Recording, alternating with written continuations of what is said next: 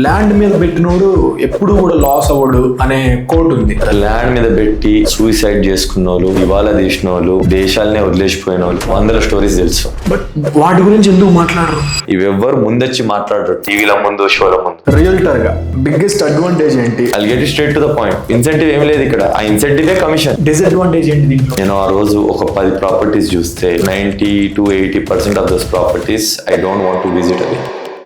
ఎక్కడనో 10 కిలోమీటర్స్ వచ్చే ప్రైస్ కి 20-30 కిలోమీటర్స్ దూరం వెళ్ళి అదే ప్రైస్ పెట్టి కొంటున్నారే, ఏమనుకోవాలి? 20-30 ఇయర్స్ తర్వాత వెళ్తే వాళ్ళ ప్లాట్ ఎక్కడ ఉంటుందో ఏందో అన్నది కూడా తెలియని పరిస్థితి అక్కడ ఉంటది అన్నది నిజం ముందు పెడితే వాళ్ళు కొంటారా? No one buy. అలాంటివి మాక్సిమం వెంచర్స్ ఉంది. అవి ఎందుకు అమ్ముడుపోతున్నాయి తెలుసా? They are spending a lot of money. Lawyers దగ్గరికి వెళ్తే జెన్యూన్ రెస్పాన్స్ అనేది దక్కుతుందంటారా? సాడ్ పార్ట్ ఏంది తెలుసా?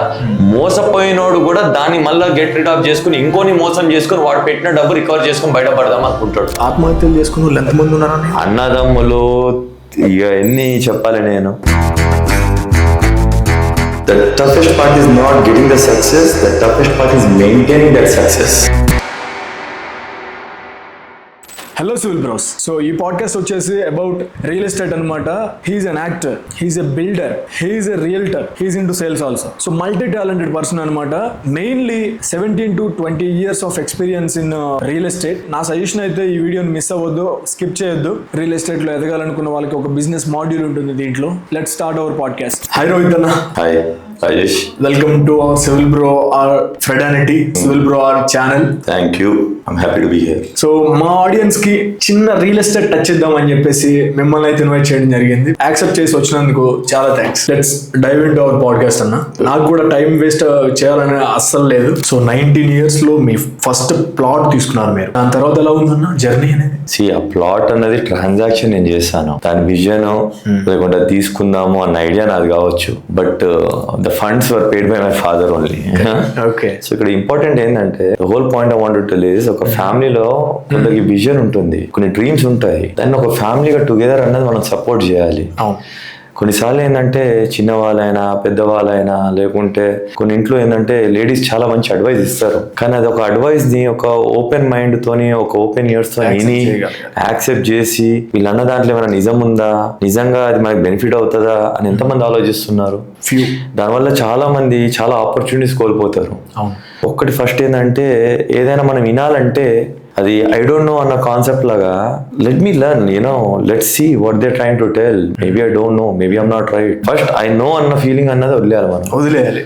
There's a lot I don't know and there's a lot to learn. Correct.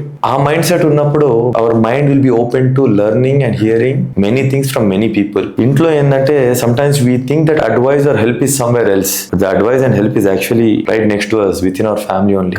It's just that we are not having that open mind to take it or learn from it or ask for it. మా father ఆ విషయంలో ఏంటంటే అబ్బాయి ఏదో చెప్పాడు నేను ఎందుకు వినాలని కాకుండా వాడు చెప్పిన దాంట్లో ఏమైనా వాస్తవం ఉందా, నిజంగా అదేమైనా మనకి హెల్ప్ అవుతుందా అని ఒక ఓపెన్ మైండ్ సెట్ తోని డిస్కరేజ్ చేయకుండా actually gave his time and he gave his resources and he came and spend time. కొన్నది ఫాదరే అదంతా. But at 19 years of age I helped him do the transaction in a sense, administrative work కానీ office work కానీ. ఆ experience అనేది that is the first transaction you can say. ఎందుకంటే first time ఆ age లో LRS కట్టడము, ULCది, తర్వాత వాళ్ళని కలవడము, agreement అప్పుడు కూర్చోడము, సంతకాలు పెట్టియడము, తర్వాత బ్యాంక్ మేనేజర్ తో వెళ్ళడం. అంటే ఒక ప్లాట్ సర్చ్ నుంచి ఎతకడం నుంచి, తర్వాత ఎతికినాక కొన్ని మనం షార్ట్ లిస్ట్ చేసుకుంటాం కదా, ఆ షార్ట్ లిస్ట్ లో ఏ ఆలోచనతో దాన్ని ఫిల్టర్ చేసి ఎవెన్చువల్ గా ఇది అని ఫైనలైజ్ చేయడం.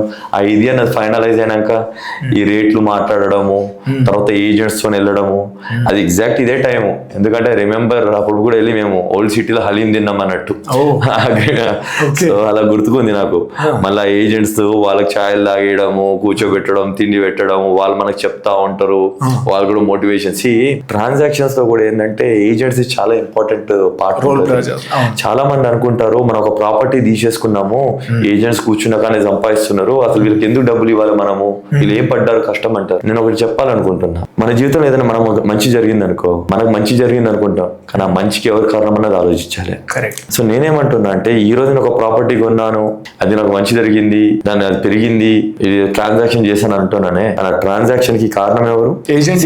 మన విజన్ మనము వెళ్ళడం తిరగడం అంతా ఓకే, కానీ పలానా ప్రాపర్టీ పలానా వ్యక్తి అమ్ముతున్నారు, వాళ్ళు అమ్మాలనుకుంటున్నారు అన్న తెచ్చి నీ విజన్ కి తగిన ప్రోడక్ట్ ఇది ఉంది చూడు అని మన ముందు పెట్టేది ఎవరు? Correct, agent. ఒక మిడిల్ పర్సన్, అది ఒక ఏజెంట్. ఆ పలానా ప్రోడక్ట్ తెచ్చి అది మన ముందు పెట్టి అది మంచా చెడా అనేది ఒక బేసిక్ ఇన్ఫర్మేషన్ వాళ్ళు ఇస్తారు. తర్వాత మనం చేసే రీసెర్చ్ చేసి అరే తను చెప్పింది కరెక్టే, ఇవన్నీ కరెక్ట్ వాస్తవాలే, ఇదంతా గుడ్ అని మనం ఉంటాం. మన విజన్ కి ఒక ప్రోడక్ట్ తెచ్చాడు, ఆ ప్రాజెక్ట్ ని వాళ్ళు ఎంత పుష్ చేయాలనుకున్నా కూడా yes they do get commission. But ఆ పలానా దాన్ని మన ముందుంది కాబట్టి కదా దాన్ని ఫర్దర్ గా మనం అనాలిసిస్ చేసి తీసుకుంటాము. అది అనాలిసిస్ తీసుకున్నాము కాబట్టి ఫ్యూచర్ లో మనం ఒక మంచి ప్రోడక్ట్ క్వాలిటీ అనేది కొనాలి. దానివల్ల అప్పుడు రిటర్న్స్ మనము సాధించినప్పుడు the credit is not completely ours, they are also part in making that happen for us. Correct. So a good agent is also very important, and when they help you buy such a product and when you have seen profits, so నువ్వు benefit అవుతున్నప్పుడు that 1% or 2% or whatever commission you are giving, very happily giving, you know what is wrong in that? వచ్చే 2%. But నువ్వు సంపాదించే 100%, 200% profit అన్నది ఎందుకు ఆలోచించట్లేదు? Growth mind set అలాగే ఉంటుంది యాక్చువల్గా. I believe in this concept of live and let live. నువ్వు మంచిగా బతుకుతున్నావు అన్నది నీ ఒకదానికి ఒకటి వల్ల జరగదు. అది చుట్టూన్న వాళ్ళు ఎంతో మంది సహకరిస్తే నీకు మంచి జీవితం ఉంటుంది. సో వాళ్ళందరూ మనకు అంత మంచి జీవితం ఇచ్చేందుకు సహకరించినప్పుడు మనం మంచి జీవితంలో 4 రూపాయలు సంపాదించిన దాంట్లో వాళ్ళకి ఇంత భాగస్వామి ఇవ్వడంలో తప్పేముంది? Don't just see a salary, you also have some, I believe you have to give back. Some social responsibility also is important in life. Correct. Me own గా మీరు ఒక ఏజెంట్ గా స్టార్ట్ చేశారా లేదంటే ఎట్లా? రియల్ ఎస్టేట్ లేదు, I had free time. So నాకు interest ఉండే, సో ల్యాండ్ చూద్దామని తిరిగాను. Every weekend I used to come here, I used to hire a driver, then that whole 1-2 days I used to stay in a hotel. Okay. Then go around outskirts, different areas of మొత్తం ORR, within city, outside. ఇలా రెగ్యులర్గా తిరిగేవాడిని. అలా few months చేసా. Okay. So అది చేసినాక ఒక knowledge వస్తుంది. Real estate knowledge చాలా మంది ఏమనుకుంటారంటే యూట్యూబ్ లోనో, గూగుల్ మ్యాప్ లోనో, గూగుల్ ఎర్త్ లోనో, వికీపీడియాలోనో, రియల్ ఎస్టేట్ బ్లాగ్స్ లోనో, మ్యాజిక్ బ్రిక్స్ లోనో అవన్నీ చదివితే you might get some basic understanding. But true real estate happens on the ground level. Correct. Ground level practicality is very important. Explain please. ఎందుకంటే మనం online పలానా website లో పలానా కాడ షామీర్పేటలో సింపుల్ ఎగ్జాంపుల్ చెప్తా. ఇప్పుడు వెళ్ళు ఏ రియల్ ఎస్టేట్ వెబ్సైట్ వెళ్ళి గచ్చిబౌలిలో ప్రాపర్టీ అని కొట్టు, ఎక్కడో శంకర్పల్లి మోకిలాలు ఉన్నది కూడా గచ్చిబౌలి ట్యాగ్ చేస్తారు. ఎందుకంటే they want to get the traffic. గచ్చిబౌలిలో నా ప్రాపర్టీ చూసి వాడు ఆ బడ్జెట్ కొనలేడేమో, దాని బదులు 60 lakhs ఇన్ గచ్చిబౌలి అని పెట్టేసి చూస్తే 60 lakhs ఇన్ గచ్చిబౌలి రావడం ఏంది అని వాళ్ళు క్లిక్ చేసి అది మోకిలాలు అంటే సరే మన బడ్జెట్ ఇంత ఉన్నాయి, డైవర్టింగ్. అట్లనే కాదు, ఆన్లైన్ లో anyone can put anything. Who is verifying? ఇప్పుడు నేను ఒక ప్రాపర్టీ ఇన్ పర్సన్ వెళ్ళి చూస్తే దాంట్లో ఇన్వాల్వ్ అయిన ఏజెంట్స్ ఫస్ట్ వెరిఫై చేస్తారు. సరే ఆ వెరిఫికేషన్ క్లియర్ గా లేకున్నా, లేకుంటే అదొక ఇల్లీగల్ ప్రాపర్టీ లేకుంటే లిటిగేటెడ్ ప్రాపర్టీ వాళ్ళు అమ్ముకోవాలనుకున్న అలాంటి కూడా ఉంటారు ఏజెంట్స్ కూడా కొందరు. Okay, they know the property is illegal, they know the property is litigated or double registered. Some people act for the mere profit. Understood? That's why we should never believe other people's words.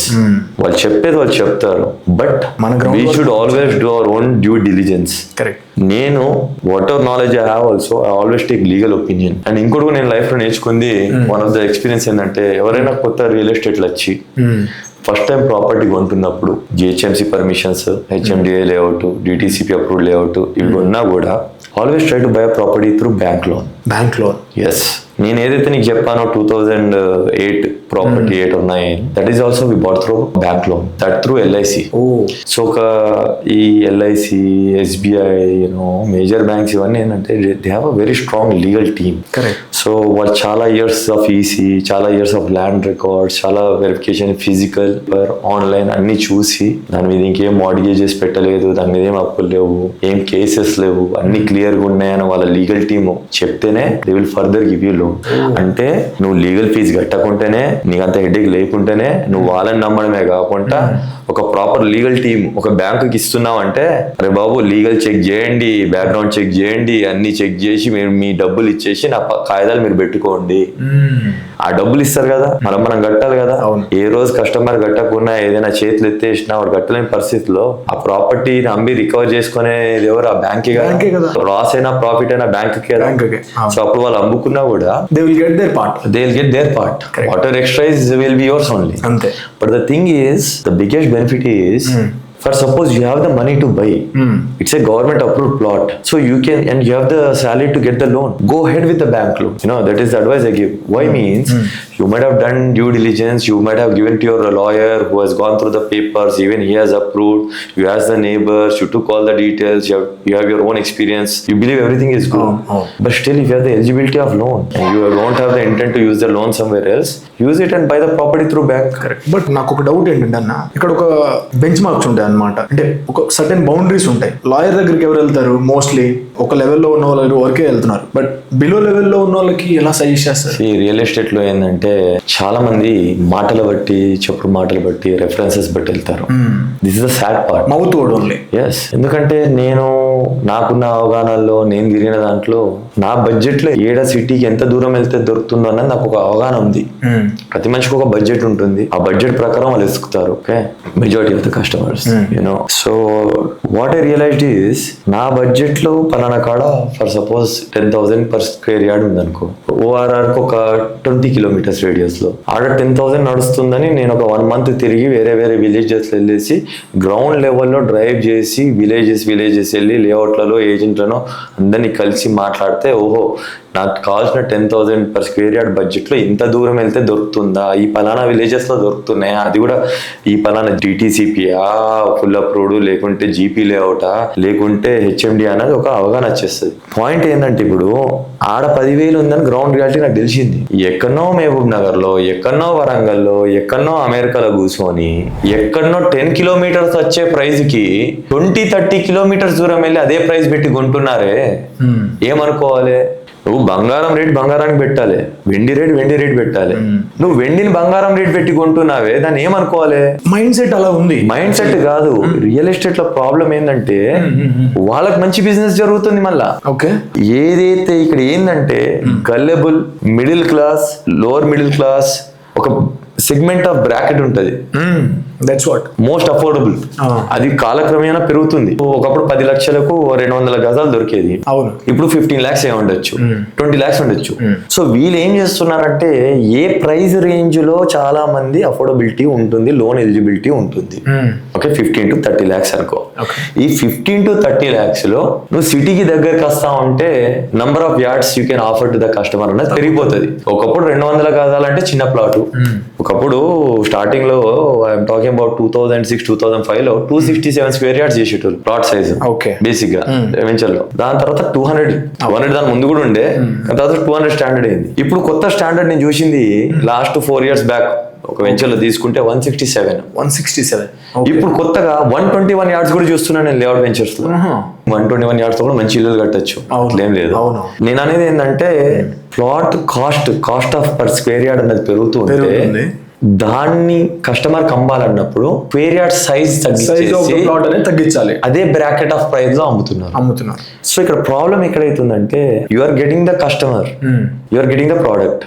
నేను కరీంనగర్ లో కూర్చున్నా, నా budget 20 లక్షల plot, నాకు హైదరాబాద్ లో ఒక స్థిరాస్తి ఉండాలి, నా పిల్లలకో మన వాళ్ళకో మనకొస్తే, లేకపోతే మేమే ఓల్డ్ ఏజ్ లో ఒకటి కట్టుకుంటాం. ఇప్పుడు నా బడ్జెట్ 20 నుంచి 30. 20 is what I want, 30 is the max end. దాంట్లో నాకు 7 వస్తుందని చూస్తా. నేను ఇల్లు కట్టుకోవాలి, 200 గజాలు కావాలి, పలానా అడ్వర్టైజ్మెంట్ అవి చూస్తా. ఇప్పుడు నా సర్కిల్ ఎవరైనా రియల్ ఎస్టేట్, ఎవరైనా ప్రాపర్టీస్ కొందరు అవి కొనుంటే, వీళ్ళు ఎవరైనా నేను పలానా అక్కడ కొన్నారా, లేకపోతే పలానా వెంచర్ లో కొన్నాను, వాళ్ళు వేరే వెంచర్ చేస్తున్నారు అక్కడ తీసుకొని అంటారు. దానికి 2 benefits ఉన్నాయి. ఒకటి, వాళ్ళు మన వెల్ విషర్స్ అయినా చెప్పాలి, వాళ్ళకి ఏం బెనిఫిట్ లేదు. ఇంకోటి, రియల్ ఎస్టేట్ లో బిగ్గెస్ట్ బెనిఫిట్ ఏంటంటే ఇన్సెంటివ్ ఆర్ కమిషన్. ఎక్కడైతే commission or some kind of incentive ఏం లేదు ఇక్కడ, ఆ ఇన్సెంటివే కమిషన్. అంతే, I'll get straight to the point. ఒక ప్రాపర్టీ అమ్మితే కమిషన్ వస్తుంది, ఇంత పర్సెంటేజ్ అని ఇస్తారు, లేదంటే అవుట్ రైట్ ఇంత అమౌంట్ అని ఇస్తారు. ఫర్ సపోజ్ నువ్వు ఒక ప్రాపర్టీ, నువ్వు ఒక ప్లాట్ కొన్నావు, నాకు కొందరు తెలుసు రాజేష్, నువ్వు సర్ప్రైజ్ అవుతావు. మా రిలేటివ్స్ లోనే కొందరు వాళ్ళకి తెలిసిన బంధు మిత్రులకు 10-20 మందికి ప్లాట్లు ఇప్పించారు. ఇప్పించినవి లీగలే, వాళ్ళు కొనుక్కున్నారు, వాళ్ళకి బెనిఫిట్ అయ్యింది, వాళ్ళు 10 మందికి చెప్పారు, 10 మందిని కన్విన్స్ చేస్తారు, 10 మంది కూడా అరే మన వాళ్ళు కొన్నాడు, బాగా ఆలోచించే కొంటాడు, మనకు బడ్జెట్ ఉంది, ఉన్న వాళ్ళందరూ కొన్నారు. కట్ చేస్తే నాకు తర్వాత తెలిసింది ఏంటంటే, ఈ 10 మందికి ఇప్పించినందుకు వాళ్ళకి ఇంకో ప్లాట్ ఫ్రీ వచ్చింది. Wow, yeah that's called incentive. That is the commission. Correct. అలా చాలా మంది ఉంది, దాంట్లో తప్పేం లేదు. నైస్. అవును, అదొక తెలివిగల పనే.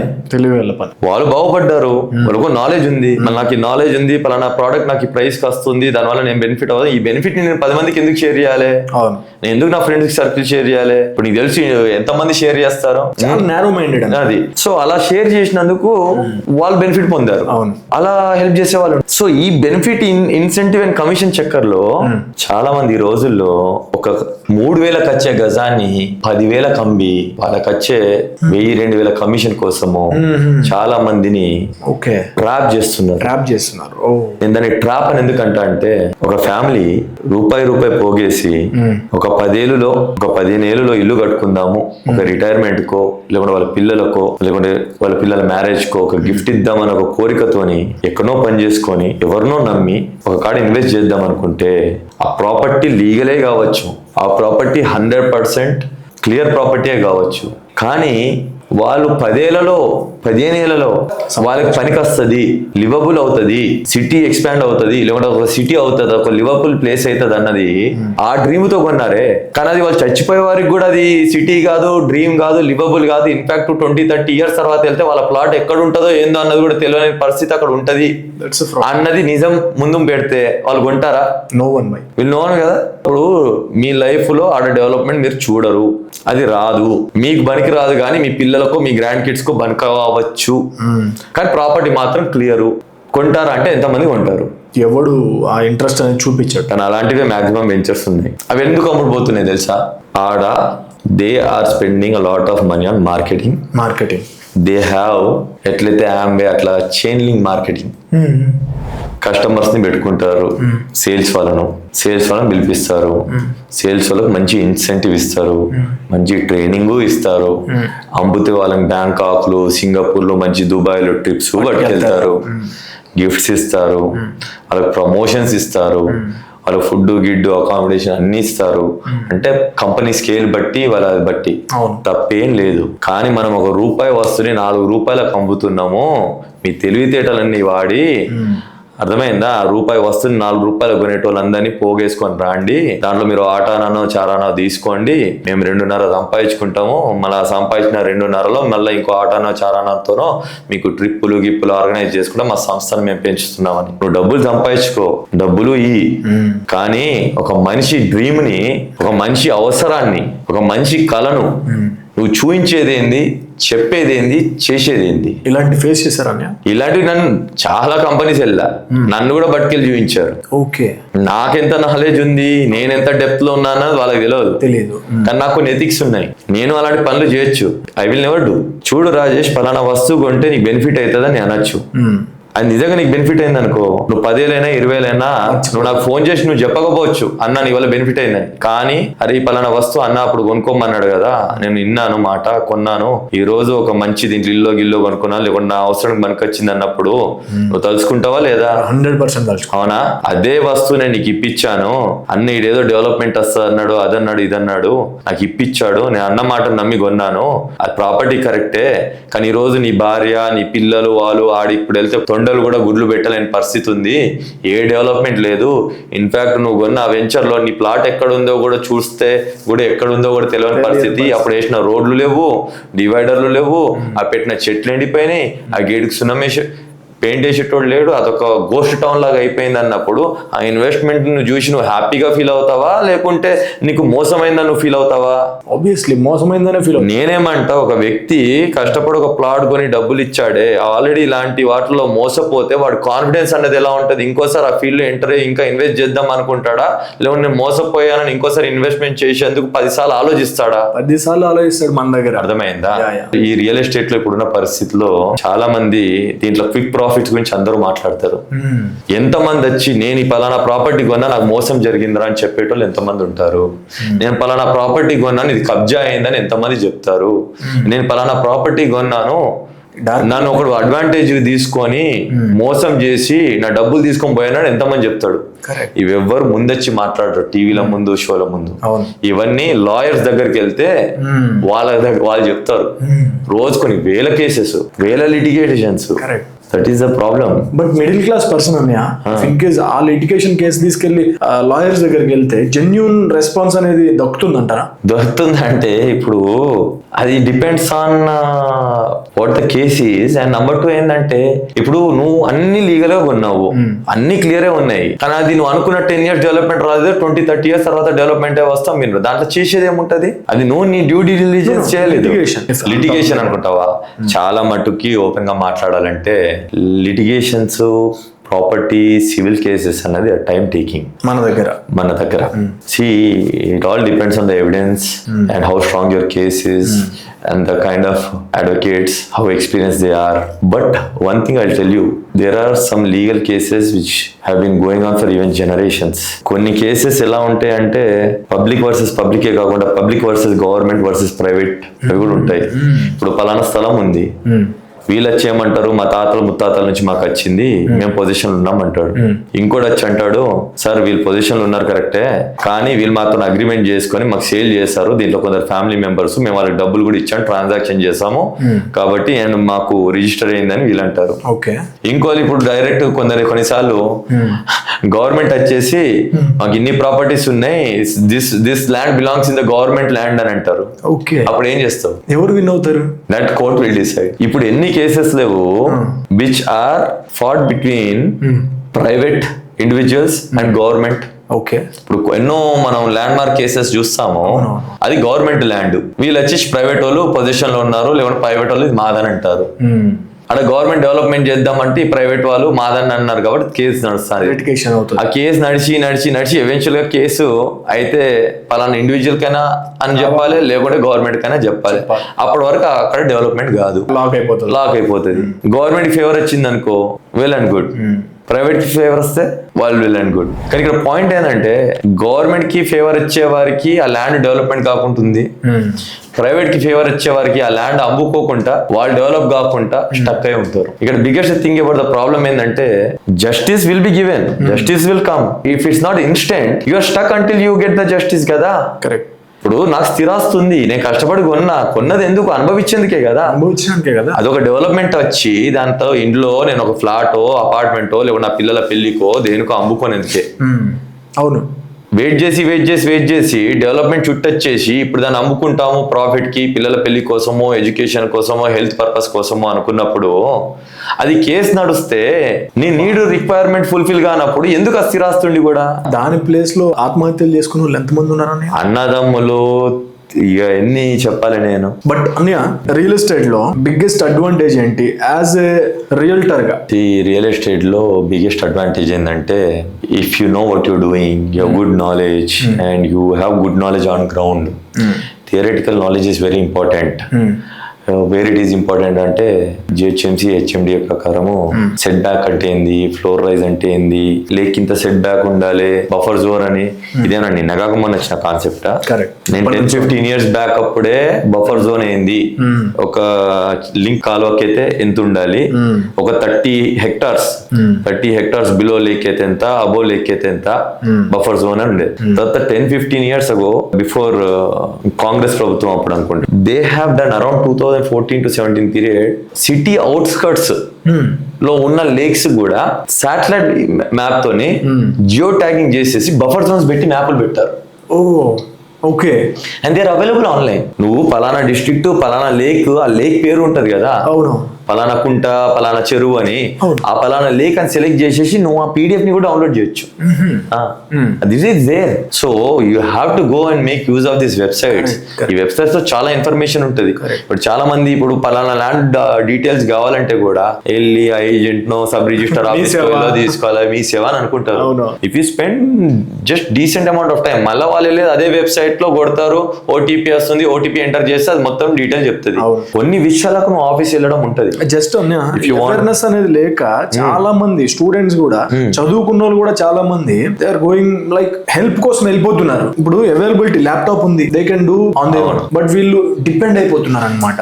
అందుకనే if you see real estate is also field. నేను రియల్ ఎస్టేట్ లో ఒక 30 మందిని కలిసాను అనుకో, people who are in the top hierarchy, most of them are second or third generation realtors.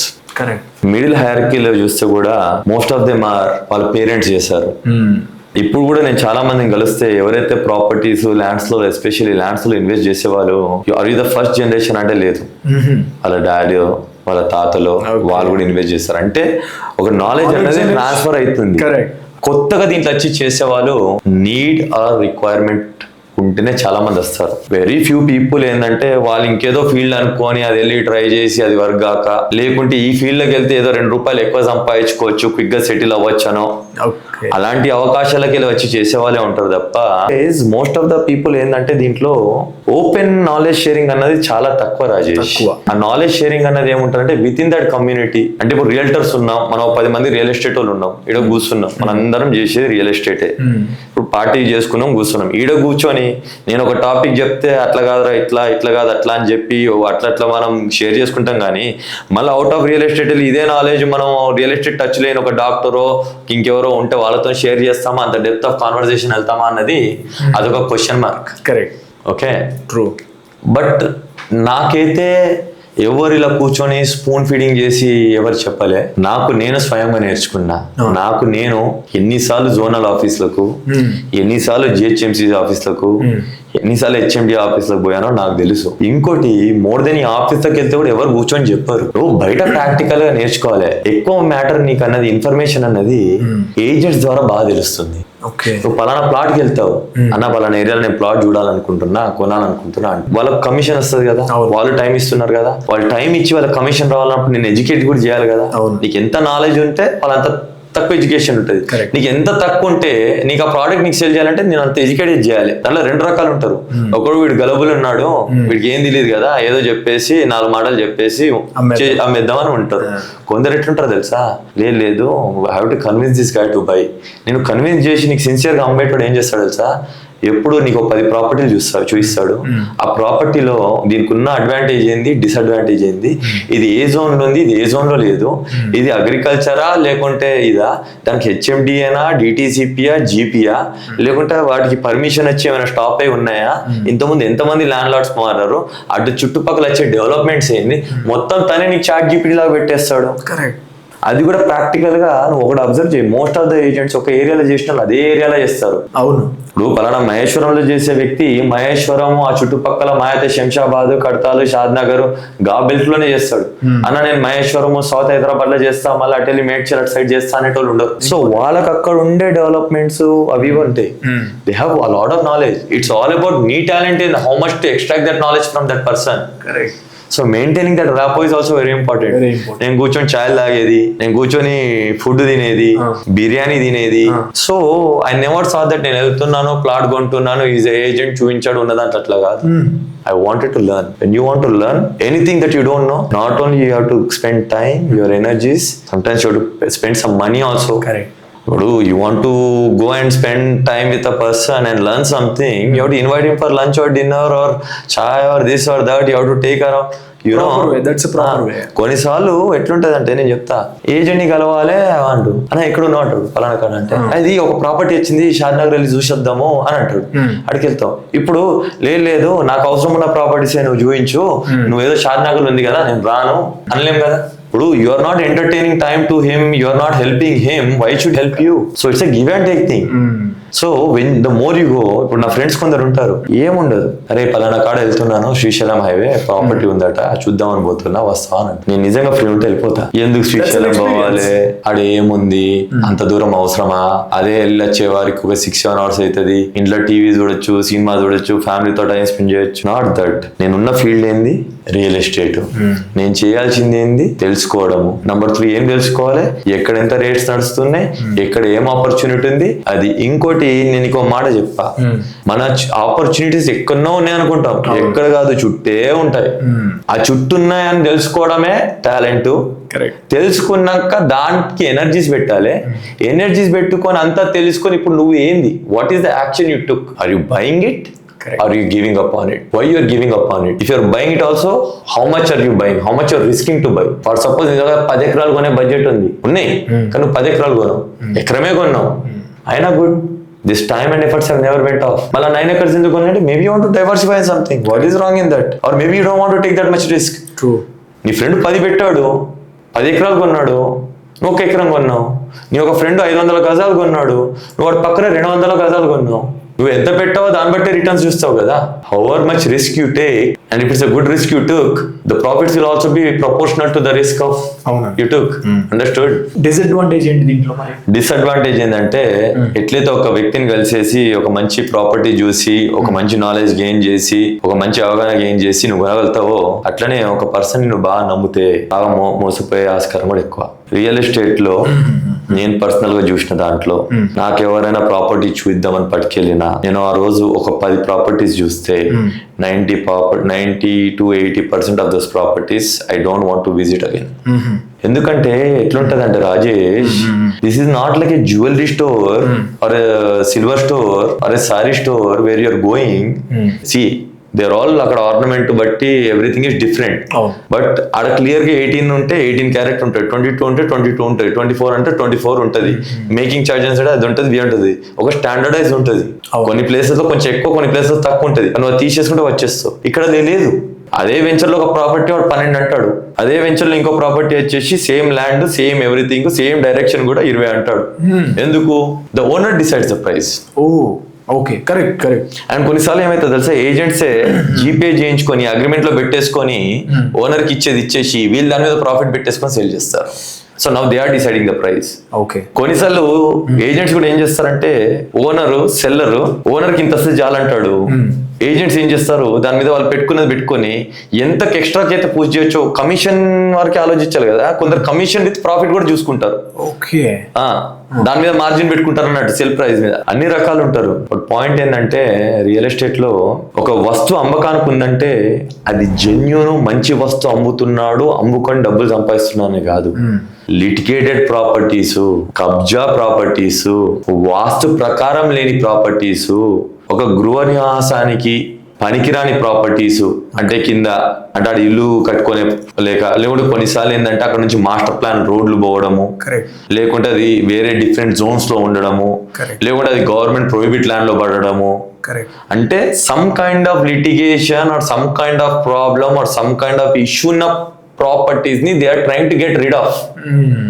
Okay. మళ్ళా నేనేమంటా అంటే you know there's a problem with this, that is why you want to get rid of. If something is problem, ఇప్పుడు ఒక మంచి వస్తువు ఉంటుంది, ఒకటి ఖరాబ్ అయిన వస్తువు ఉంటుంది. మంచి వస్తువు కంటే ఒక రేట్ ఇస్తావు, అదే వస్తువు ఖరాబ్ అయింది ఉందంటే దానికి అదే రేట్ ఎందుకు ఇస్తావు?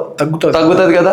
కానీ ఇది ఖరాబ్ అయిందని నువ్వు రియలైజ్ అయ్యి ఇగో ఈ రీజన్స్ వల్ల ఇది ఖరాబ్ అయిందిరా బాబు అని నువ్వు ప్రూవ్ చేయగలిగితే, నువ్వు కన్విన్స్ చేస్తే అప్పుడు వాడికి తగ్గిస్తాడు. కానీ వాడు చూపించింది ఖరాబ్ అయిందని వాడికి తెలుసు, అంటే there is some issue and litigated with this అని.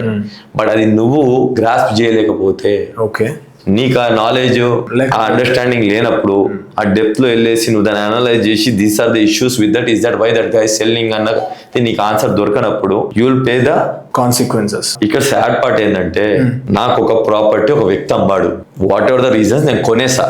నేను నమ్మి కొన్నానా, అవగాహన లేక కొన్నానా, తక్కువ ఖర్చింది కొన్నాక నాకు తర్వాత తెలిసింది దాంతో ప్రాబ్లం ఉందని. ఆ ప్రాబ్లం ని ఫైట్ చేసే శక్తి నాకు లేదు. లేకపోతే నేను పెట్టిన డబ్బు పొడగొట్టుకొని వదిలేసుకుందాం, సరే నాకు నష్టమైందని యాక్సెప్ట్ చేసే శక్తి ఉంటే అది అక్కడ వరకు ఒక లెసన్ అయిపోతుంది. మనం next time will be repeated, we won't repeat, we learn our lesson.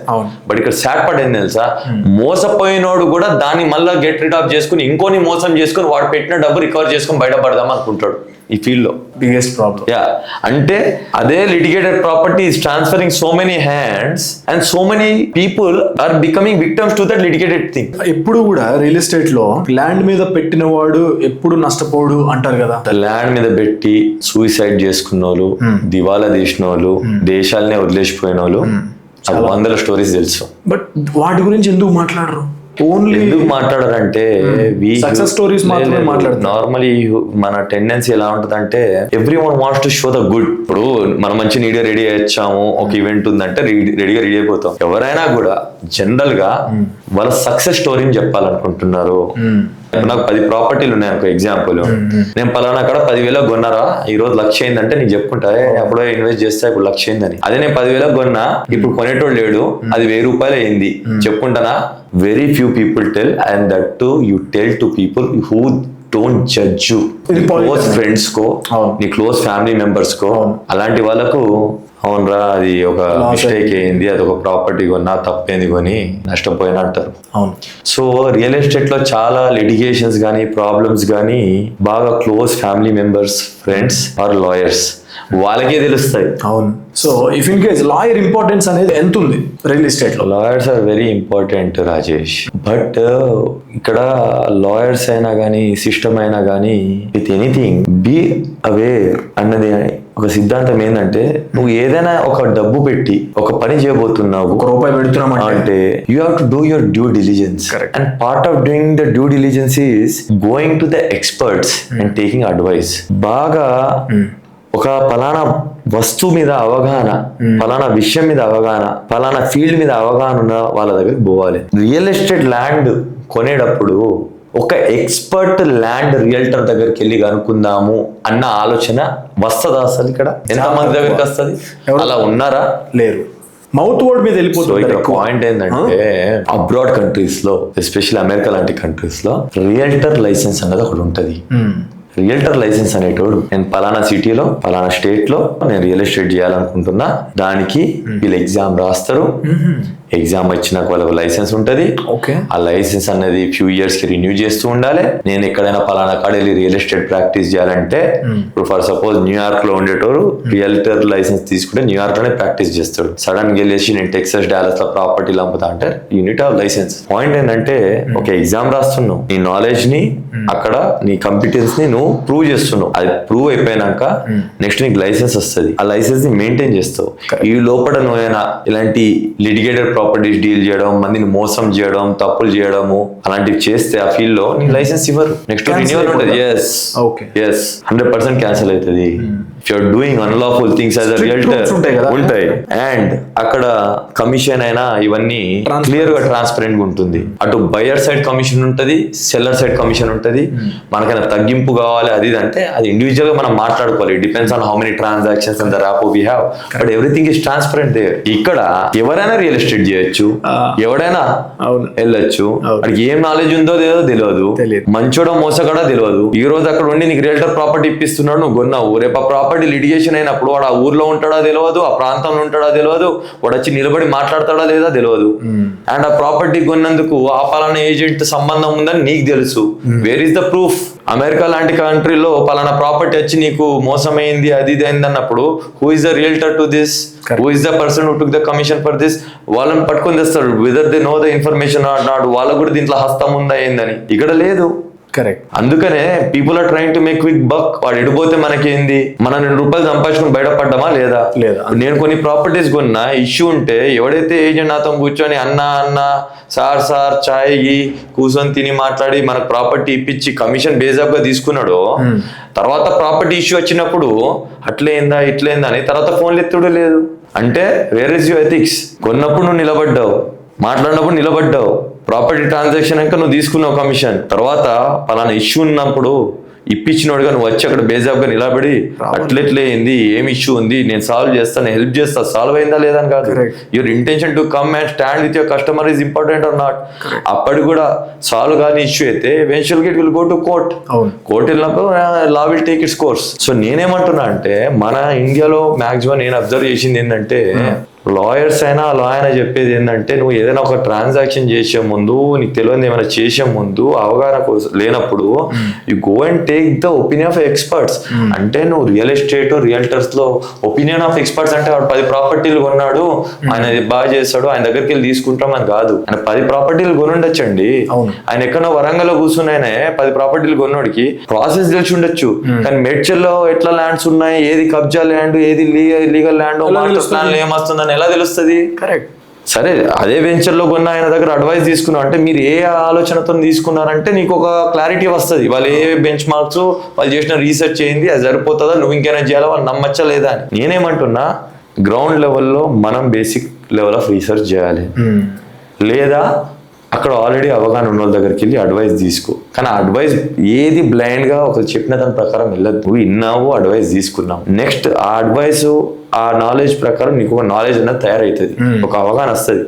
Next ఏం చేయాలి, అల్టిమేట్ గా పైసలు ఇచ్చే ముందు, పైసలు ఒకళ్ళ చేతిలో పెట్టే ముందు 100% you have to take a legal advice. చాలా మంది ఏంది, ఆడ ఏజెంట్ పోతుంది, అలా ప్రాపర్టీ పెడుతున్నాం, ఆడ ట్యాక్స్ సబ్ రిజిస్టర్ ఆఫీస్ కి కడుతున్నాము, ఇవన్నీ పోతున్నాయి, ఇప్పుడు లాయర్ ఫీజు కూడా పెట్టాలా పైసలు అని ఆలోచిస్తారు. బాబు నువ్వు లాయర్ ఫీజు పెట్టేది అది 100% లీగల్ అనుకో, అంత క్లియర్ బాబు కొనుక్కోమంటాడు. అది కాదనుకో, ఈ ఇష్యూస్ ఉన్నాయి అవి క్లియర్ చేసుకోవాలా లేకుండా సేవ్ చేస్తాడు. కానీ వీళ్ళేమంటారు, 10 ప్రాపర్టీలు నేను కొన్నాను అనుకో, 10 నేను పెట్టాను అనుకో, ఆయన 9 ప్రాపర్టీలు ఫర్ ఎగ్జాంపుల్ అన్ని క్లియర్ అండి, మీరు అంతా రీసెర్చ్ చేశారు, అంతా మీరు అనుకున్న దాని ప్రకారమే క్లియర్ అన్నాడు అనుకో, ఒక ప్రాపర్టీ అయినా ఇది క్లియర్ కాదండి, ఇది కొనకండి, ఇది లిటిగేటెడ్, ఇది ఇష్యూ ఉంది, లేకుంటే ఇది ఆల్రెడీ రిజిస్టర్డ్ ఉంది, లేకుంటే మీ కేసు నడుస్తుంది, లేకుంటే ఇది గవర్నమెంట్ ల్యాండ్ ఏదో అని చెప్పారనుకో, లేకుంటే బఫర్ జోన్ లో ఉందో అదేదో చెప్పారనుకో, జాగ్రత్త పడతాం కదా. మనమేమనుకుంటాము చాలా మంది, అరే 10 వాటికి నేను ప్రతిసారి లీగల్ కన్సల్టేషన్ కి ప్రతిసారి డబ్బులు ఇచ్చాను, 9 ఆయన కరెక్టే అని అన్నాడు అంటే ఆ 9 వాటికి వేస్ట్ గా నేను లీగల్ కన్సల్టేషన్ పే చేశాను, ఒకటే తప్పు పట్టాడు, కానీ ఆ 9 నాకు వేస్ట్ అయినట్టే కదా. అది వేస్ట్ కాదు, అది investment. You he saved the chances. You should be. నేనేమంటా అంటే, రాజేష్ నువ్వు డాక్టర్ దగ్గరికి వెళ్ళావు, కన్సల్టేషన్ కట్టావు, నీకేం ప్రాబ్లం లేదు బాబు, అంతా well and good, your health report is normal అంటే నువ్వు సంతోషపడాలి. చాలా మంది ఏం తెలుసా, అరే అనవసరంగా డబ్బు వేస్ట్ అయినా, వెళ్ళి కన్సల్టేషన్ కట్టాను, టెస్ట్ చేయించాను, ఏం లేదా అంటే నీకేదో ఉండాలా చెప్పు, ఏదో ఉండి మందులు కొనుక్కొని మందులు వాడితే నువ్వు హ్యాపీ. ఇప్పుడు మన ఇండియాలో mental peace is very important. Correct. అంటే నేనేమంటున్నా, నువ్వు నీ రీసెర్చ్ మొత్తం చేసి నీకున్న బెస్ట్ ఆఫ్ కెపాసిటీ దాన్ని అనలైజ్ చేసి స్టడీ చేసి దానికి కావాల్సిన ఇన్ఫర్మేషన్స్ అన్ని గ్యాదర్ చేసినాక నువ్వు దాన్ని షార్ట్ లిస్ట్ చేసి ఏదైనా ఒక ప్రాపర్టీ షార్ట్ లిస్ట్ నాకనే చేస్తావు. ఇది చేసినాక నువ్వు లీగల్ అడ్వైస్ తీసుకున్నా కూడా, హే నువ్వు చేసిందంతా కరెక్టే ఉంది, నువ్వు అన్న దాని ప్రకారం it's everything is legal, good to go అన్నప్పుడు, now have you done your due diligence correct or not? Correct. You have done your part right, then you have also done legal verification, you got a legal advice. That means your research and legal research both combined together, both advisors have stand on that property that it is a good to go legal property. Now with all confidence go ahead and buy. Adi go ahead and konnanka kuda now the property you bought is legal. Does that mean by the time you sell it will also be legal?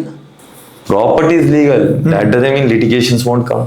అవునా? ఎవడైనా వచ్చి కబ్జా చేస్తాడు, ఎవడో వచ్చి జరుపుతాడు, వాడు గోడని దాంట్లో కడతాడు, ఎవడో వచ్చి ఏదైనా కడతాడు. అర్థమైందా? ఎవడో వచ్చేసి ఇప్పుడు సడన్ గా అంటాడు, నాకు చెప్పకుండా మీకు అమ్మేస్తారు, నాకు దీంట్లో లీగల్ రైట్ ఉందని కేసేస్తాడు. USA లో జరుగుతుందన్న? ఎక్కడైనా అవుతాయి, ఎక్కడైనా. బట్ ద థింగ్ ఏంటంటే, డెవలప్డ్ కంట్రీస్ లో ఈ ల్యాండ్స్, ఈ ప్రాపర్టీస్ మీద లిటిగేషన్స్ అన్ని కొంచెం తక్కువే, మన దగ్గర కొంచెం ఎక్కువ, అవేర్నెస్ తక్కువ కాబట్టి. ఇంకోటి ఏంటంటే, అక్కడ రూల్స్ అండ్ లాస్ ఏది పడితే అది వెళ్ళి కేసేసి ఆ పర్సన్ ని చేస్తే కాన్సిక్వెన్సెస్ కూడా అలానే ఉంటాయి. కరెక్ట్. ఇక్కడ ఏంటంటే, నేను రియల్ ఎస్టేట్ లో అబ్జర్వ్ చేసింది, కొందరిని ఇబ్బంది పెట్టేందుకే, లేకుంటే కొందరు ఇగోకి వెళ్ళి కొందరికి నష్టం చేసేందుకు కూడా పర్సనల్ గ్రడ్జ్ పెట్టుకుని కూడా కేసులు పెడతారు. ఓకే దాన్ని లాగుతా ఉంటారు కావాలని వాడు తినకుండా చేయడానికి. అది ఇప్పుడు నా హద్దు ఇది, నీ హద్దు ఇది, నీ భూమి 200 గజాలు, నా భూమి 200 గజాలు, నీకు 200 గజాలు నువ్వు కొన్నావు, రిజిస్టర్ చేసిన వాడివి, నీకు కబ్జా చేసే ఇంటెన్షన్ లేకుంటే why would you come into my plot 50 yards or 100 yards and build a compound wall? సరే నీ కాంపౌండ్ వాల్ 1 ఇంచో 2 ఇంచో అది వచ్చిందంటే కట్టేవాడిది తప్ప అనుకోవచ్చు. సరే 1 feet వచ్చినా కూడా కట్టినోడు తప్ప అనొచ్చు, మళ్ళీ అంటే గోడ తీసి పెట్టచ్చు, అది ఓకే. మొత్తానికి వచ్చి నా ప్లాట్ లో కూడా సగం కలుపుకొని నువ్వు కట్టేసావంటే నీ ఇంటెన్షన్ ఏంది? నీ కాగితంలో ఎంత ఉంది, ఆడు ఉన్నది ఎంత అని చేసావు. ఇప్పుడు ఈ చేసింది తప్పని చెప్పేందుకు కావాల్సింది ఏముంది? ఆడ వచ్చి మెజర్మెంట్ చేస్తే ఎవరైనా రోడ్ మీద వెళ్ళేవాడైనా చెప్పొచ్చు, కరెక్టే సార్ ఈయన కాగితం ఉన్నది 200, ఇటు ఉన్నది 300.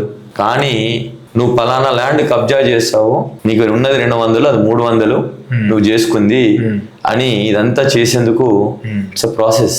ఎంతమంది ఫాలో అవ్వగలరు? సో నేను అదే అంటానా, buying the property you have to do your work, it takes time, takes efforts, and more than anything to buy you need money.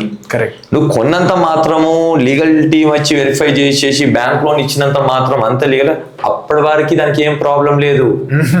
ఇప్పుడు అది ఎట్లా అంటే పిల్లల్ని కనడం అన్నది ఒక సంతోషమైన వార్త పేరెంట్స్ కి. అవును.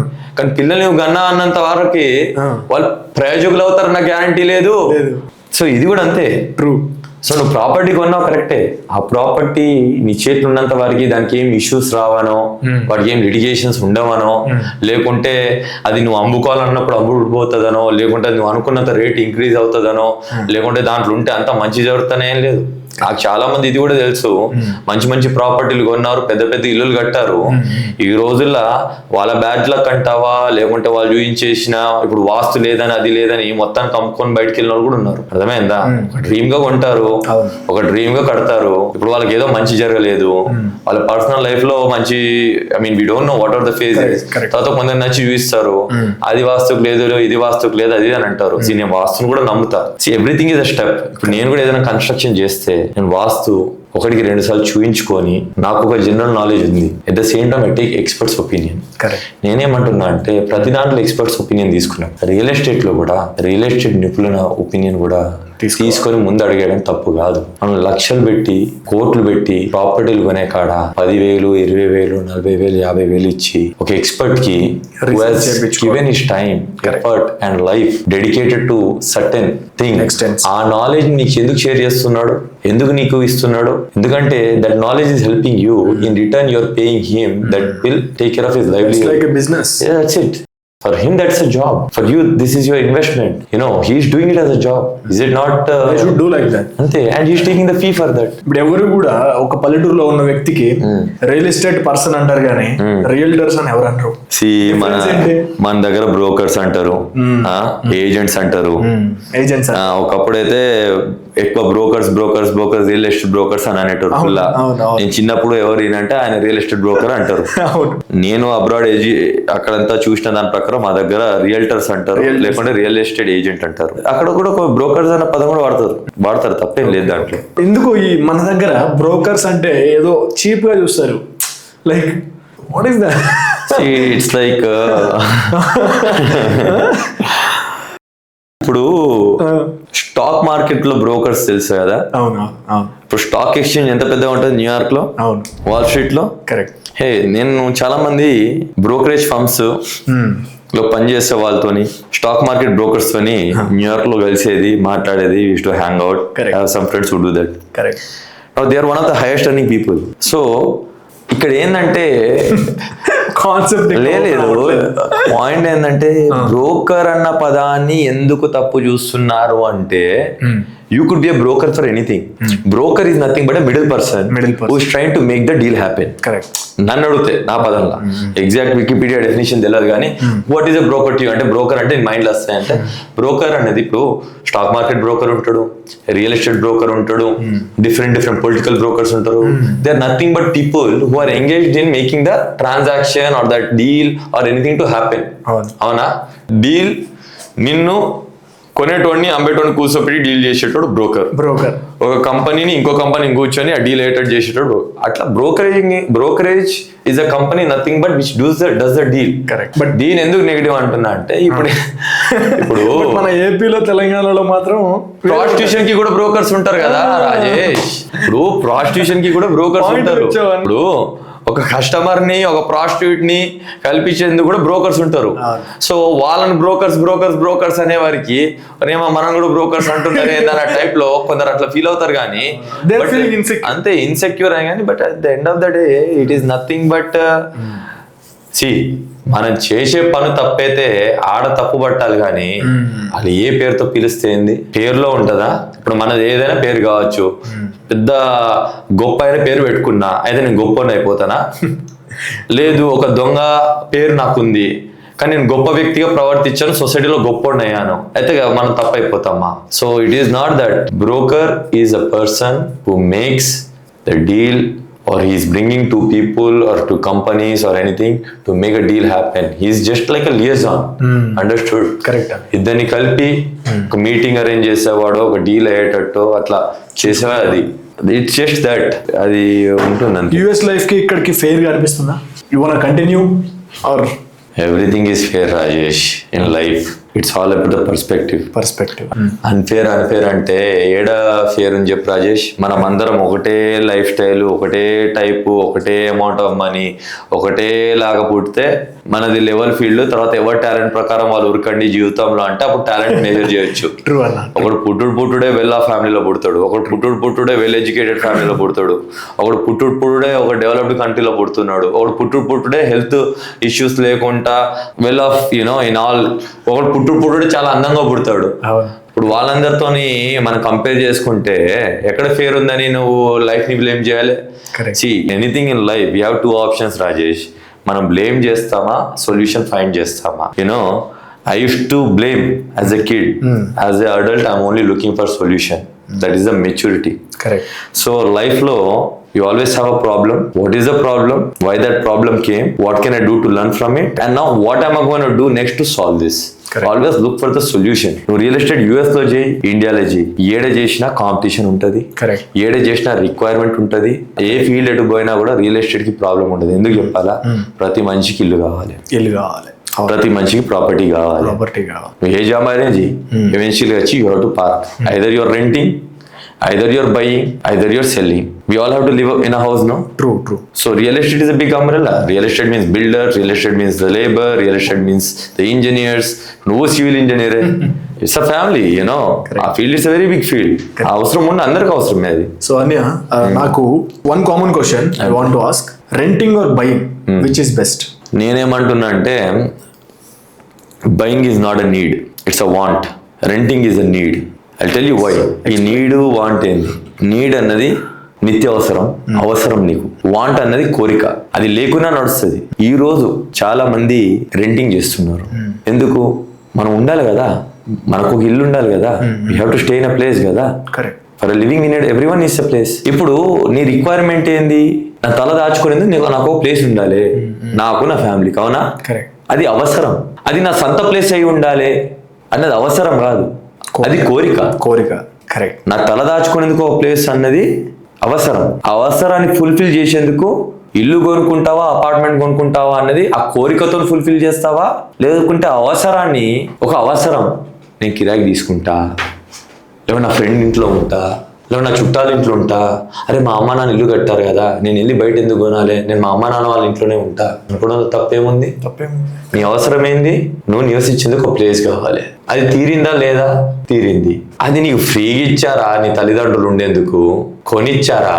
లేకుంటే నువ్వు ఆడ ఫ్రీగా ఉంటున్నావా, లేకుంటే కష్టపడి జాబ్ చేసి రెంట్లు కట్టి ఉంటున్నావా? Whatever you do, how does it matter? Your requirement is fulfilled. Correct అన్న. సో ప్రెసెంట్ ఎందులో కంటిన్యూ అవుదాం అనుకుంటున్నారు? ప్రెసెంట్ ఏం చేస్తున్నారు? I want to know. Just క్యూరియాసిటీతో అడుగుతున్నాను.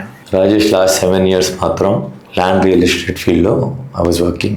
ఆ టాపిక్ని తెలుసుకోవడం, ఒక అవగాహన రావడం, నాకు తెలిసిన వాళ్ళకు ఆ నాలెడ్జ్ని షేర్ చేయడం, లివ్ చేయడం, I have done my part.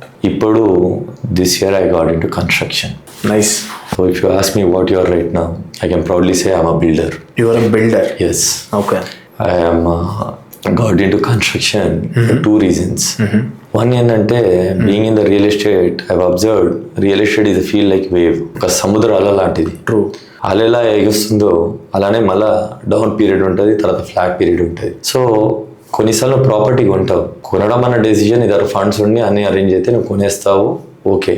నువ్వు అమ్మాలనుకున్నప్పుడు నీకు అవసరం ఉన్నప్పుడు అది అమ్ముడు పోకపోవచ్చు. అది అమ్మాలన్నప్పుడు నీ అవసరం ఉంటుంది, నీ అమ్మాలనుకుంటావు. నువ్వు అమ్మాలనుకున్నప్పుడు అదే మైండ్ సెట్తో కొనే బయర్ కూడా దొరకాలి. ఆ రిక్వైర్మెంట్ ఉండి దొరికినా కూడా నువ్వు ఏదైతే మార్కెట్ వాల్యూ, దాని ఫేర్ మార్కెట్ వాల్యూ అనుకుంటున్నావో ఆ మార్కెట్ వాల్యూకి అమ్మాలనుకుంటే కొనేవాడు కొనకపోవచ్చు. ఎందుకంటే demand and supply.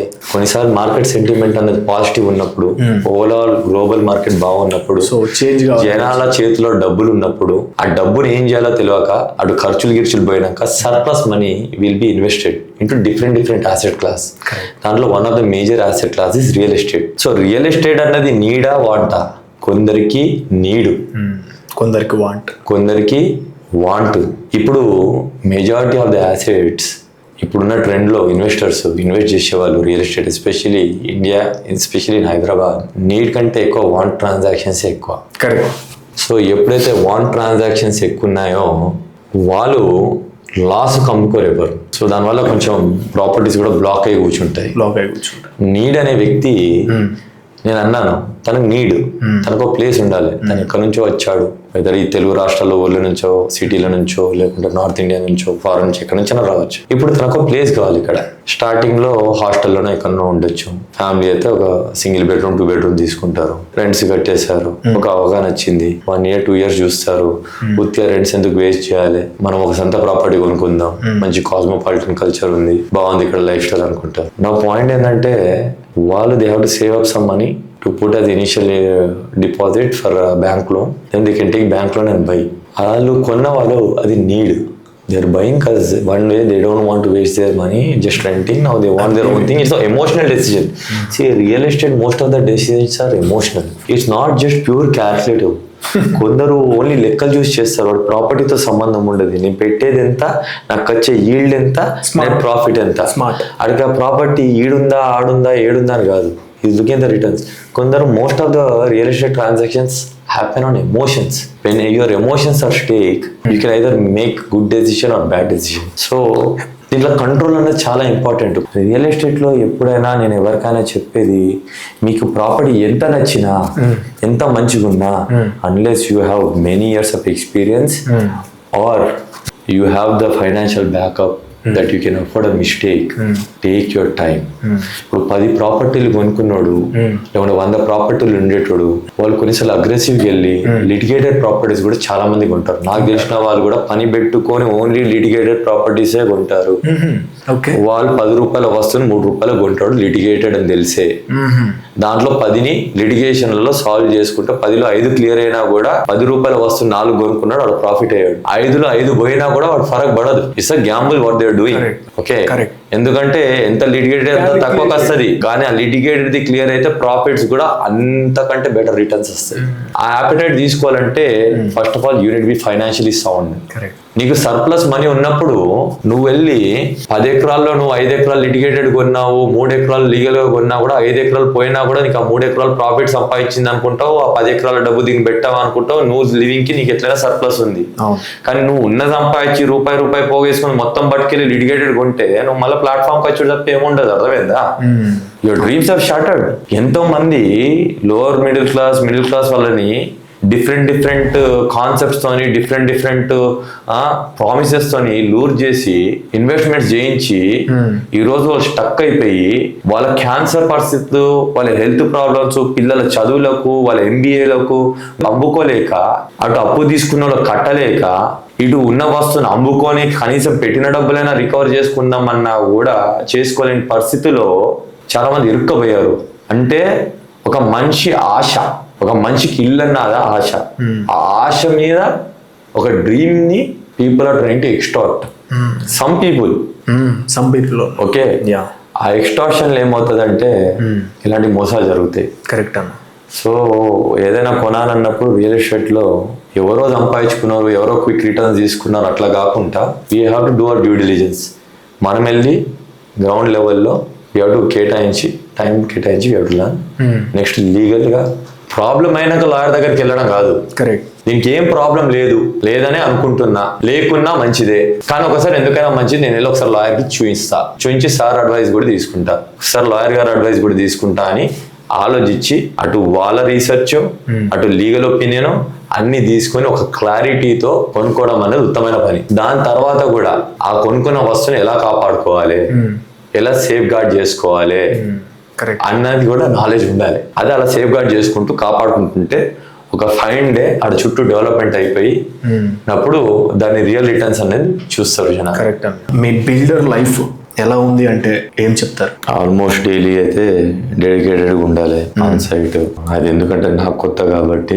Fully new field కదా? Fully new field. I don't come from any builders background. Correct. తెలిసిన వాళ్ళు బిల్డర్స్ కానీ I'm not taking any once help or any suggestion. I want to learn everything on own. I like learning. Trial and error base మీదే తీసుకుంటున్నాను అన్ని. Yeah, but నేను ప్రతి దాంట్లో చెప్పాను కదా, గ్రౌండ్ వర్క్ చేస్తాను. నేను డైలీ 6 to 7 hours. అంతకుముందు నేను ఒక plan, I know architecture, I learn it as hobby. I'm also know vastu. COVID టైంలో నేర్చుకున్నాను. కన్స్ట్రక్షన్ విధంగా ప్రాజెక్ట్ నడుస్తుంది. అండ్ ఇంతకుముందు కూడా I have observed a lot of projects and I learn. And daily కూడా చాలా లెర్నింగ్ ఉంటుంది. So and I also employed some experts. So site engineer కానీ, సివిల్ ఇంజనీర్స్ కానీ, స్ట్రక్చరల్ ఇంజనీర్స్ కానీ. సో నేను నీ వరకు కూడా రీచ్ అయ్యాను, నిన్ను కూడా suggestion అడగానంటే that is a kind of commitment and conviction I have delivering the best. If in case future లో కొత్త వాళ్ళు కనుక మీకు ఆపర్చునిటీ ఇచ్చి రండి మా హౌస్ కట్టండి అంటే your willing to do? I'm willing to do projects not only here, anywhere. అంటే మీరు ప్రాపర్ కంపెనీ స్టార్ట్ చేస్తున్నారా? ఎస్, ఇప్పుడు అంటే విత్ ఇన్ ద ఫ్యామిలీ చేస్తున్నాం కాబట్టి ఇది పర్సనల్ ప్రాజెక్ట్ మీది. But full time I want to become a builder. Okay. And full time I want to do constructions going forward because I really enjoy what I do. And number 2 ఏంటంటే for me it's not quantity, it's a quality that matters. So ఇప్పుడు బయట చాలా మటుకు నేను చూసేది ఏంటంటే you know చాలా మంది విండో షాపింగ్ లాగా going around and getting quotation. So నేను ఇప్పటి వరకు యాజ్ అ సివిల్ ఇంజనీర్ గా జెన్యూన్ గా చెప్తాను, మీరు యూజ్ చేసిన మెటీరియల్ గా, మీరు యూజ్ చేసిన కన్స్ట్రక్షన్ క్వాలిటీ గానీ 100% very best. So I hope మీకు ఇంకా మంచి ప్రోడక్ట్లు రావాలి.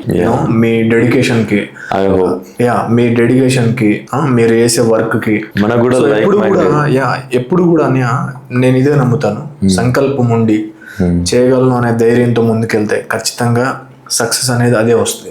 Success will follow.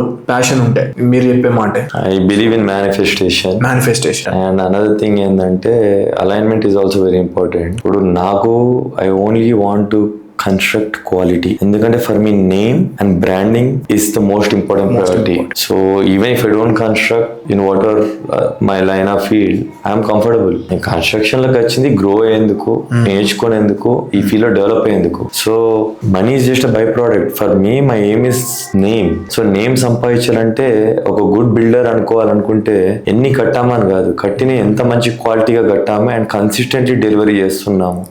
The promise of quality and on time delivery, these both are important. మీరు ఎంత మంచి క్వాలిటీ కట్టినా కూడా మనము ఆన్ టైమ్ డెలివరీ కాకుండా డిలే ఇచ్చామనుకో, customer is not happy. Okay, నువ్వు డెలివరీ ఆన్ టైం చేసావు కానీ క్వాలిటీ లేదు, నువ్వు చెప్పింది ఒకటి చేసింది ఒకటి, customer is not happy. So lot of builders అన్నయ్య ఇప్పుడు మార్కెట్ లో రేట్ అనేది 1800 కి, ఒక 1800 పర్ స్క్వేర్ ఫీట్ కి ఐఎమ్ టాకింగ్ అబౌట్. ఒక రకమైన ఇల్లు కట్టిస్తాను అనే స్టేజ్ నుండి 10% మార్జిన్ అనేది okay fine, 15% margin also fine. But వీళ్ళు ఇంకా ఎక్స్ట్రా ప్రాఫిట్స్ కోసం 1800 లో కడతామని చెప్పేసి చీప్ క్వాలిటీ ఇస్తున్నారు, డెలివరీ చేస్తున్నారు మీరు చెప్పినట్టుగా. సో మీ అభిప్రాయం ఏంటి దీనిపైన? ఇప్పుడు నాకు తెలుసుకున్న దాని ప్రకారం ఏంటంటే యాక్చువల్ గా బిల్డర్స్ కంటే కట్టేది ఒక పర్సన్ ఉన్నారు, మిడిల్ మ్యాన్ గా జస్ట్ కాంట్రాక్ట్ తీసి ఇప్పించినందుకే they are making good money. ఈ రోజుల్లో 1000-1200 కూడా కట్టేటోళ్ళు చాలా మంది ఉన్నారు. వాళ్ళు కట్టిస్తారు, వీళ్ళు వెళ్ళి కస్టమర్ దగ్గర 1800-1900 మాట్లాడతారు, వీళ్ళకి సబ్ కాంట్రాక్ట్ ఇస్తున్నారు, మధ్యలో 500-600-400 జస్ట్ డీల్ చేసినందుకే సంపాదిస్తున్నారు, ఫింగర్ లేపకుండా. దాంట్లో ఏం క్వాలిటీ ఉంటుందో చెప్పు. కరెక్ట్. నేను నమ్మేది ఒకటే, నేను ఈ రోజు బిల్డింగ్ కట్టేస్తా, మీ దగ్గర ప్రాపర్టీ ఉంది, మరి నాకు ఇచ్చారు, కట్టమన్నారు, నమ్మారు, మీకు చెప్పింది ఒకటి, నేను చేసింది ఒకటి అనుకో, నెక్స్ట్ టైం మీకు ఏ ప్రాపర్టీ ఉన్నా ఇస్తారా మీరు? ఇవ్వరు కదా. ఇవ్వరు. 100%. Quality is a must for me. ఏ రోజు నేను క్వాలిటీ కట్టానో ఆ రోజు నేను ఈ లైన్ బిల్డర్ అన్న ప్రొఫెషన్ లోకి ఎగ్జిట్ అయిపోతా. ఎందుకంటే కొందరికి విలువలు, ఎథిక్స్ అనేది important. I will make money, మీ క్వాలిటీ కావాలా కడతాను, దాని మీద ఎంత సంపాదించుకుంటున్నాను, ఎంత పర్సంటేజో చెప్తాను. పెద్ద ప్రాజెక్ట్ అనుకోండి పర్సంటేజ్ తక్కువ తీసుకుంటాను, చిన్న ప్రాజెక్ట్ అనుకోండి కొంచెం పర్సంటేజ్ మార్జిన్ ఎక్కువ ఉండొచ్చు. కానీ ఏదైనా నేను ట్రాన్స్పరెంట్ గానే చెప్తాను. నేను కన్స్ట్రక్ట్ చేసే ఏ ప్రాజెక్ట్ అయినా వాళ్ళు, వాళ్ళ ఫ్రెండ్స్, వాళ్ళ ఫ్యామిలీ 24 hours అక్కడ కూర్చొని అబ్జర్వ్ చేసినా నాకు ప్రాబ్లం లేదు. And number 2, at every stage of construction they can bring the best of the structural engineers, site engineers, quality analysis, they can come and they do. మీరు చెప్పింది UltraTech కానీ అక్కడ UltraTech లేదని ప్రూవ్ చేయమనండి, I'm willing to give all their money back. మీరు చెప్పింది ఈ steel, మీరు వాడింది వేరే స్టీల్ అని ప్రూవ్ చేయమండి, I'm willing to give their money back. I don't need profits. నేను విలువలతోని ఈ ఫీల్డ్ లో గ్రో అయ్యేందుకు వచ్చాను. I'm well to do. I don't need to cheat anyone. I don't need to fraud anyone. I don't need to make a quick buck. I'm here in the long game. నా vision long. I want to build a brand. I want to build a legacy. చూడు రాజేష్, నువ్వే కాదు ఎవరైనా నాకు phone చేసి ఏ suggestion అయినా, ఏ help అయినా, అంటే హెల్ప్ అంటే knowledge wise or construction wise మాకు పలానా ఉంది మీరు కన్స్ట్రక్ట్ చేసి ఇస్తారా అంటే నేను అడిగేది ఒకటే, మీకు క్వాలిటీ కన్స్ట్రక్షన్ కావాలంటే కూర్చొని మాట్లాడదాం. చీప్ కన్స్ట్రక్షన్ కావాలంటే I'm the wrong person. Okay, ఎందుకంటే నేను కూడా ఒక క్వాలిటీ కన్స్ట్రక్షన్ ఇద్దాము, క్వాలిటీ కన్స్ట్రక్షన్ ఏదైతే చేద్దామో మనం తక్కువ కన్స్ట్రక్షన్ చేసినా మంచి పేరు సంపాదించుకోవాలి. రేపు మనం చేసే కన్స్ట్రక్షన్ కూడా ఆ కస్టమర్ ఒక ప్లాట్ ఇచ్చి కన్స్ట్రక్ట్ చేయమన్నారు. వాళ్ళు ఫ్యూ ఇయర్స్ తర్వాత ఏ కన్స్ట్రక్షన్ అయినా కొత్తలో క్వాలిటీయే అనిపిస్తుంది. రంగులు గింగులు ఆ హంగుల వల్ల నీట్ గా అనిపిస్తుంది. ఫ్యూ ఇయర్స్ తర్వాత నిజ స్వరూపం బయటపడుతుంది. లీకేజ్లు, seepages, electrical issues, plumbing issues, cracks, sub standard ఇవన్నీ మెటీరియల్ వాడినాయి అన్ని అప్పుడు బయటపడతాయి. Then it's too late. అప్పుడు ఏం చేస్తారు, ఇంకోసారి ఆ బిల్డర్ కి ఇవ్వరు, ఇంకో వాళ్ళ కోసం ఇస్తారు. నేను నమ్మేది ఏంటంటే, నేను ఒక కస్టమర్ కి ఒక కన్స్ట్రక్షన్ చేశాను అంటే నెక్స్ట్ టైం వాళ్ళ దగ్గర ఏ ప్రాపర్టీ సైట్ ఉన్నా మళ్ళీ నాకే వాళ్ళు ఫోన్ చేయాలి. అలాంటి కన్స్ట్రక్షన్ నేను డెలివరీ చేయాలి. గ్రేట్ అన్నయ్య, great confidence. And me confidence తగ్గట్టుగా 100% మీరు మీకు ప్రాజెక్ట్స్ కూడా రావాలని చెప్పేసి మనస్ఫూర్తిగా కోరుకుంటున్నాను. I also hope. Thank you very much, Rajesh. I sincerely like to thank you for going out of your way and నా ప్యాషన్ కి తగినట్టు, నా మైండ్ సెట్ కి తగినట్టు నేను ఉన్నానన్నా. I will give the support, I will be there. మీకు ఏ హెల్ప్ కావాలన్నా క్వాలిటీ విషయంలో, కన్స్ట్రక్షన్ విషయంలో you can always reach out అని యూ స్టూడ్ బై మీ. ఒక గుడ్ ప్రోడక్ట్ చేయాలంటే we also need a good team. Correct. You are one of those team members for me. Thanks a lot. Means a lot. Thank you for standing and being there as a brother, and it means a lot. ఏం ఆశించకుండా ఒక మంచి పని చేస్తున్నారు, ఒక మంచి దానికి వాళ్ళు సంకల్పం కట్టారు. ఆ మంచి పనికి మనం ఎలా చేద్దాం, అది ఒక మంచి మనసు, ఒక మంచి ఇంటెన్షన్ ఉండలే చేస్తారు. సో ఏం ఎక్స్పెక్ట్ చేయకుండా అన్న మీ ఆలోచన బాగుంది, మీ కాన్సెప్ట్ బాగుంది, మీ విజన్ బాగుంది, మీ విజన్ కి నేను తోడవుతాను, సపోర్ట్ చేస్తాను అన్నావు చూసావా. I really appreciate that. And నీకు కూడా నా వైపు నుంచి, నీ విజన్ కైనా, నీ డ్రీమ్ కైనా, నీకేదైనా నా వైపు నుంచి నేను సపోర్ట్ హెల్ప్ చేయగలిగితే నేను ఉంటాను అని చెప్తున్నాను. థ్యాంక్స్ లాట్ అండి, ఇట్ మీన్స్ లాట్. అండ్ మన ఆడియన్స్ కి మనం ఏ విధంగా హెల్ప్ చేయగలుగుతాము, okay, suggestion wise, help wise, moral support wise, లేకుంటే వాళ్ళకి క్లారిటీ లేదు, లేకుంటే పలానా ప్రాపర్టీ కొనాలనుకుంటున్నా మీరైనా అడ్వైస్ చేయగలుగుతారా, పలానా కానీ ఇన్వెస్ట్ చేద్దాం అనుకుంటారా మీరైనా చెప్పగలుగుతారా, పలానా ఇది నాకు చెప్పారు, ఇది ఉంది, ఇది తీసుకోలే అర్థం కావట్లేదు, కొంచెం హెల్ప్ చేయండి అన్న అంటే చేద్దాం. షూర్, తప్పేముంది. ఆల్ ది బెస్ట్ అన్నయ్య. ఇఫ్ ఇన్ కేస్ ఎవరైనా సరే మన ఆడియన్స్ నుంచి కాల్ వచ్చి నెక్స్ట్ పాడ్కాస్ట్ కంటిన్యూ చేయండి, నెక్స్ట్ ఇంకో పాడ్కాస్ట్ చేయండి, పలానా టాపిక్ ని చూస్ చేసుకొని గనక వాళ్ళు దే వాంట్ టు లెర్న్ అనుకుంటే, లైక్ బిల్డర్ వైజ్ కానీ రియల్ ఎస్టేట్ వైజ్ కానీ ఏదైనా సరే టాపిక్ ఇంకా డెప్త్ కావాలని అడిగితే కనుక ఐ డెఫినెట్లీ అప్రోచ్ అవుతాను నేను. మీరు కాదనకుండా చేయాలి అని చెప్పేసి నేనైతే రిక్వెస్ట్ చేస్తాను. సో ఈ వీడియో నుంచి మీరేం టేక్అవేస్ ఉన్నాయో, మీ టేక్అవేస్ ఏంటనేది కమెంట్ చేయండి. అండ్ నెక్స్ట్ వీడియోతో మళ్ళీ కలుద్దాం. Thank you so much for the support. Please like the video, share the video. See you on next video. Thank you.